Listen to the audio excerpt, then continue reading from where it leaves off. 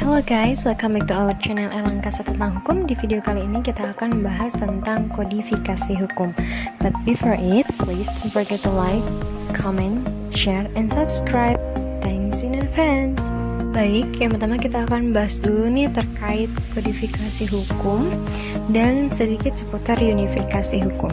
Jadi, kodifikasi secara definitif itu adalah pembukuan hukum dalam suatu himpunan undang-undang dalam materi yang sama.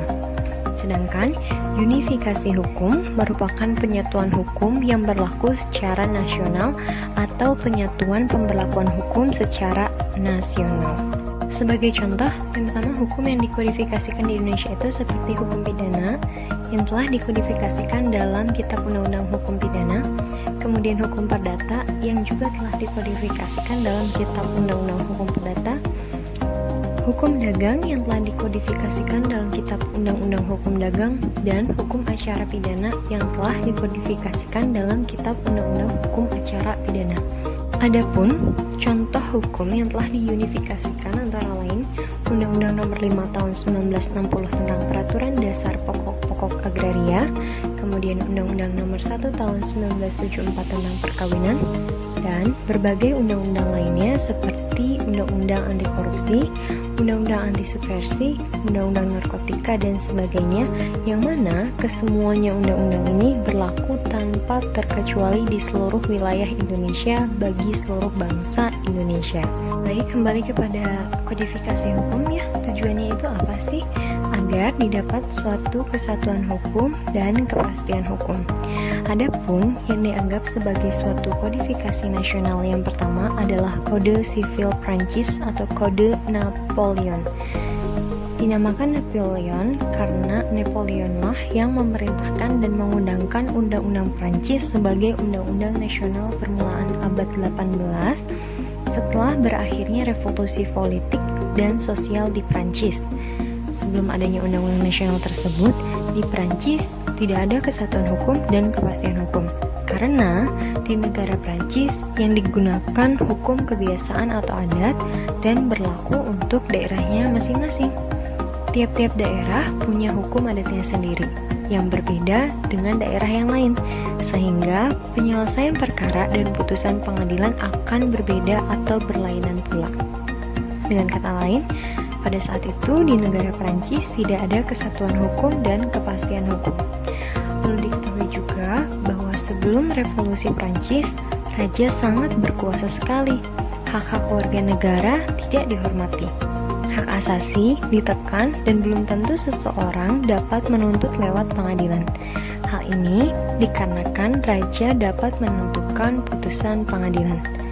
Hal lain yang menyebabkan tidak adanya kepastian hukum dan kesatuan hukum adalah pendapat para ahli hukum yang berbeda-beda. Dan hal ini juga yang menjadi pendorong diadakannya kodifikasi hukum. Lalu, kenapa kodifikasi itu tumbuh?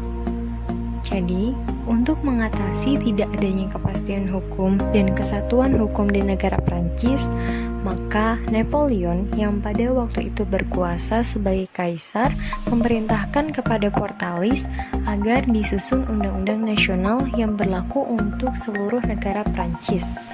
Portalis menyusun rancangan undang-undang yang dimaksud mengambil hukum kebiasaan yang berlaku di Prancis, sebagian hukum Jerman, dan hukum Romawi. Setelah disetujui rancangan undang-undang tersebut yang terdiri dari kurang lebih 2000 pasal yang disahkan dan diundangkan sebagai Undang-Undang Nasional Prancis, sejak saat itu di Prancis terdapat kesatuan hukum dan kepastian hukum. Hasil kode sivil dari Portalis tersebut dianggap sebagai suatu karya besar yang bersifat nasional dan isinya lengkap tanpa adanya kekurangan. Lalu, bagaimana keadaannya di Indonesia? Sebelum adanya kodifikasi hukum atau hukum nasional yang berlaku saat itu adalah hukum adat. Menurut Van Vollenhoven, di Indonesia terdapat 19 macam masyarakat hukum adat.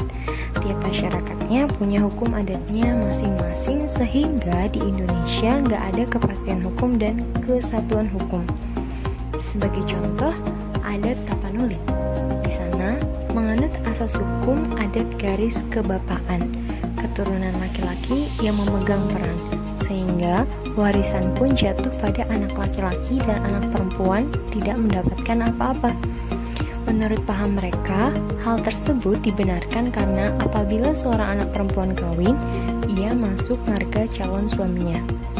Sebaliknya, di Sumatera Barat, yang memegang garis keturunan ibulah yang memegang peran, sehingga anak laki-laki jika kawin, ia akan masuk ke keluarga istrinya. Dan dapat dibenarkan apabila anak laki-laki tertua diwajibkan untuk mengurus anak dan harta kekayaan yang jatuh pada anak perempuan keponakannya. Sedangkan di Jawa lain lagi, yaitu merupakan jalan tengah antara adat Tapanuli dan Sumatera Barat. Artinya, di Jawa dianut garis bapak dan ibu, dan keduanya mempunyai tanggung jawab atas keluarganya. Pihak bapak mencari nafkah dan pihak ibu mengatur rumah tangga. Mengenai warisan pun diberikan kepada anak laki-laki dan anak perempuan, meskipun cara pembagiannya berbeda, yaitu untuk anak laki-laki 2 dan perempuan 1. Dari uraian tersebut, jelas bahwa secara nasional tidak terdapat kesatuan hukum dan kepastian hukum, karena masing-masing daerah memakai hukumnya sendiri-sendiri yang berbeda antara satu dengan yang lainnya. Lantas, bagaimana perkembangan kodifikasi hukum? Sekarang kita kembali kepada masalah kodifikasi. Gimana perkembangan kodifikasi di Prancis tersebut ya? Dengan adanya kode sivil atau kode Napoleon, timbullah anggapan bahwa seluruh permasalahan hukum sudah tertampung dalam suatu undang-undang. Di luar undang-undang tidak ada hukum. Undang-undang sudah lengkap dan sempurna, serta tidak memiliki kekurangan. Selanjutnya, hakim hanya melaksanakan undang-undang yang berlaku di seluruh negara. Lebih lanjut, kode sivil Prancis yang dianggap sebagai undang-undang yang lengkap dan sempurna ternyata mempengaruhi perundang-undangan di Amerika dan Eropa Barat seperti Belgia, Italia, juga Jerman. Salah satu negara yang mempergunakan kode sivil atau asas konkordansi adalah Belanda. Pada saat itu, negeri Belanda dijajah oleh Prancis pada tahun 1811 sampai dengan 1812. Meskipun Prancis sudah meninggalkan Belanda pada tahun 1812, Belanda masih tetap memberlakukan kode sivil sampai negara itu mempunyai undang-undang nasionalnya sendiri yang berupa BW. Pada tahun 1835, BW ini adalah kitab undang-undang hukum perdata nasional yang bersifat nasional dan sebenarnya merupakan kode sivil Napoleon. Lantas, bagaimanakah perkembangan kodifikasi di Indonesia? Pada saat Belanda datang ke Indonesia, Belanda membawa hukumnya BW yang pada waktu itu Indonesia dinamakan Hindia Belanda sebagai jajahan Belanda. BW tersebut diumumkan dan dipublikasikan sebagai BW Hindia Belanda dan dinyatakan berlaku sejak tanggal 1 Mei 1948 bagi penduduk Hindia Belanda golongan Eropa. Pada saat Indonesia memproklamirkan kemerdekaannya tanggal 17 Agustus 1945, maka PPKI dalam sidangnya tanggal 18 Agustus 1945 menetapkan berlakunya Undang-Undang Dasar 1945 terhitung sejak 17 Agustus 1945. Dengan demikian, yang berlaku hanya Undang-Undang Dasar 1945 dan tidak ada undang-undang lainnya sehingga menimbulkan kekosongan hukum. Kekosongan hukum berarti tidak ada hukum. Semua orang dapat berbuat apa saja dan tidak dapat dihukum. Kekacauan akan timbul dikarenakan tata tertib tidak ada.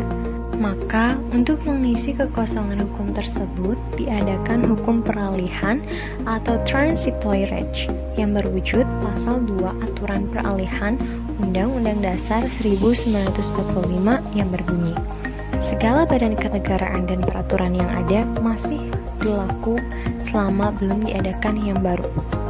Artinya, peraturan peralihan tersebut merupakan hukum transisi dari hukum kolonial Belanda yang akan tetap berlaku sampai dengan ada penggantinya.